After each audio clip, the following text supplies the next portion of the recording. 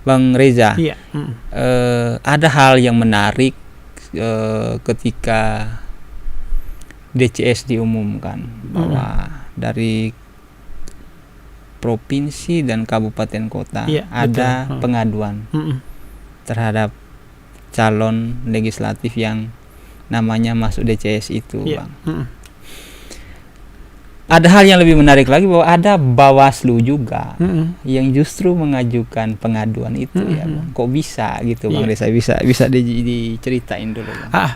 Baik, sebetulnya kalau dibilang Bawaslu bukan pengaduan ya, harusnya. Karena kami memegang teguh rule atau kerja-kerja kami bahwasanya, tapi apakah itu langsung dimasukkan teman-teman KPU sebagai pengaduan masyarakat, itu domain teman-teman KPU. Padahal kalau saya bilang itu tidak pada pokoknya pengaduan masyarakat, ya. Kan kita bekerja sesuai dengan rule. KPU dan Bawaslu itu, begitu juga DKPP itu satu rumah, ya. Benar. Jadi ketika kita bekerja mengawasin, bukan kami sebagai masyarakat, sama-sama penyelenggara.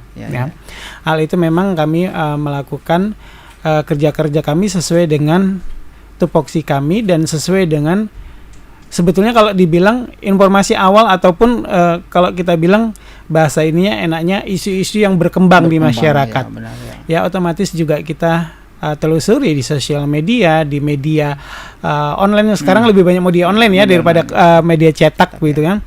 Akhirnya kita dapat apa yang kita pikirkan atau apa yang kita dengar selama ini begitu. Awalnya 4 tinggal 3 karena yang satu memang sudah di dalam artian sudah diganti gitu oleh partai politik tersebut begitu. Oke, Bang, ini kan memang soal terminologi bahwa KPU memasukkan itu dalam pengaduan. Tetapi kan Bawaslu akhirnya mengklarifikasi seperti Abang katakan tadi bahwa itu termasuk dalam satu kerja pengawasan. Betul sekali. Apakah perbedaan terminologi ini bisa berdampak pada hal yang substansif enggak, Bang? Sebetulnya kalau kita bilang ini nanti kedepannya bisa ya. Kalau kita bilang harusnya ya, ketika kerja-kerja sesama penyelenggara tidak bisa dikatakan aduan masyarakat. Ya, karena aduan masyarakat itu masyarakat tidak bisa merekomendasikan. Oke. Ya. Sekedar mengadukan saja. Iya, mengadukan. Kami bisa menyurati mereka untuk mengganti kalau memang itu tidak sesuai dengan syarat-syarat yang ditentukan oleh peraturan perundang-undangan ataupun dengan PKPU-nya. Atau juga kami bisa merekomendasikan si A, si B, si C diganti. Misalnya gitu, ya. Ini bisa saja kita lakukan, tapi otomatis kita tidak hanya sekedar melakukan, tapi kita melakukan penelusuran yang memang secara hukum itu memang peraturan perundangan kita diatur begitu untuk melakukan hal tersebut begitu. Oke, memang awalnya ketika baca atau dapat informasi itu, pertanyaan saya pertama adalah kenapa Bawaslu akhirnya mengadukan itu loh? Padahalnya dalam proses penerimaan calon-calon itu kan Bawaslu mengawasi juga. Apa salahnya Bawaslu langsung mengingatkan ketika misalnya ada temuan seperti itu, sebetulnya ada penelusuran sebelumnya kan? Nah, kenapa Bawaslu akhirnya masuk dalam kelompok yang mengadukan? Tidak ada bedanya dengan masyarakat gitu loh, Bang. Yang mengelompokkan itu bukan Bawaslu satu hal. Kita jauh-jauh hari sudah mengkomunikasikan dengan teman-teman KPU, baik KPU yang lama dan KPU yang baru untuk masalah terutama daftar calon sementara ini nantinya dari teman-teman bakal calon yang mantan narapidana. Itu yang kita konsenkan. Saya pribadi berkomunikasi berkali-kali ya, tapi kembali lagi teman-teman, dan saya sudah menyurati juga. Saya waktu itu masih saya jadi ketua sudah menyuratin dan KPU minta yaudah kalau memang ini kita masukkan ke pengaduan masyarakat gitu.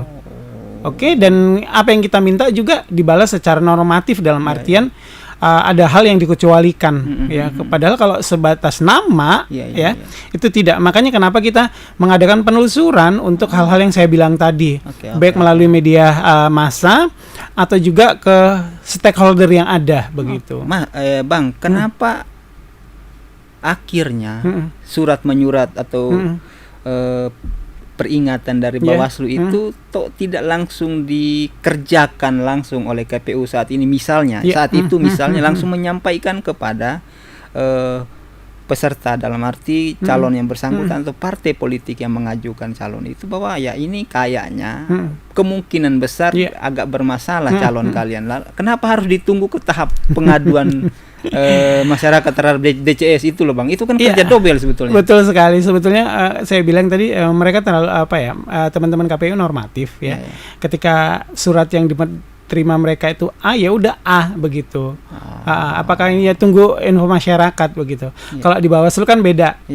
Kita ada surat, ada tidak ada surat. Ketika ada hal-hal yang berkembang, ya informasi yang berkembang, itu kita kita cari titik temunya. Apakah memang betul ini bisa dijadikan penelusuran atau tidak? Ini juga harus kita lakukan gitu.